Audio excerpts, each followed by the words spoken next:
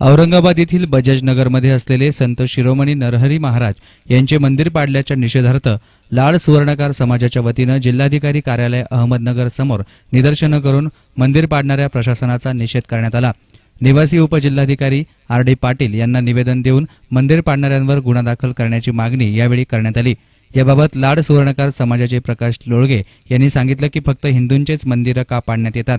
आमचा समाज छोटा असून नरहरी महाराजांचे मंदिर फार कमी आहेत आणि आता तेही पाडणार असतील तर आमच्या श्रद्धेचं काय, असा सवाल त्यांनी केलाय।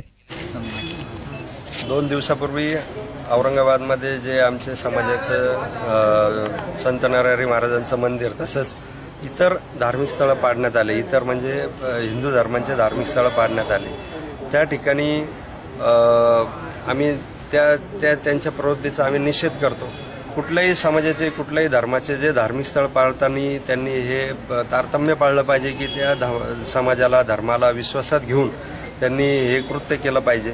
दुसरी गोष्ट अशी की जाती तेढ निर्माण होणार नाही याची त्यांनी दखल घेतली पाहिजे आणि आता आमचं जे मंदिर पाडलंय त्याला त्यांनी त्या ठिकाणी म्हणा किंवा पालिकेतल्या कुठल्याही जागेत त्यांनी नवीन त्याची स्थापना करावी अशी आमची मागणी।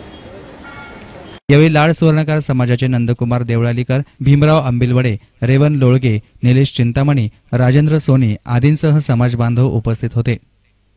News reporter Sushil Thorat, S nine media, Ahmednagar.